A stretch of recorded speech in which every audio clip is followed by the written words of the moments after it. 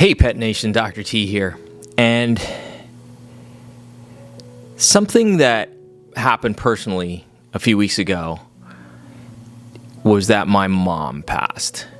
And as saddened and heartbroken I am about that, I'm also incredibly grateful. Not only because I think that she's in a better place, that she's with my dad, and she's with our dogs. But it's funny because you sit there and you wonder what... Well, it's funny because retrospectively, I was able to get something from my parents. And my father instilled in us so many things, and I'm forever grateful. And I was wondering, there's two things that my mom instilled in me. And it was interesting because a friend of mine that I haven't spoke to in years asked me directly if I got my sense of humor from my mom. And it's funny because when you think about that, yes, I did.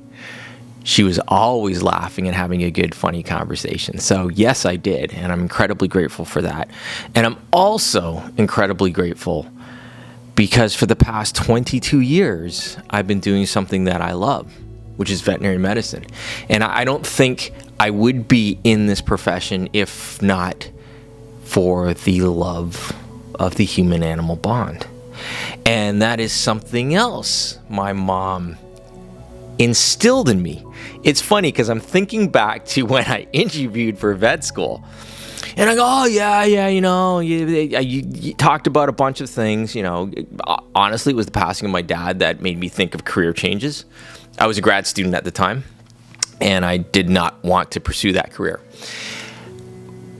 But it's interesting because I always said there was always animals in our house, and it was now retrospectively, it was my mom that allowed us and brought the animals, allow us to bring the animals into the home. So I'll be forever grateful to her for that. And there's a funny story where we've always had dogs. I'm allergic to cats. In fact, my whole family's allergic to cats, but there was apparently a cat.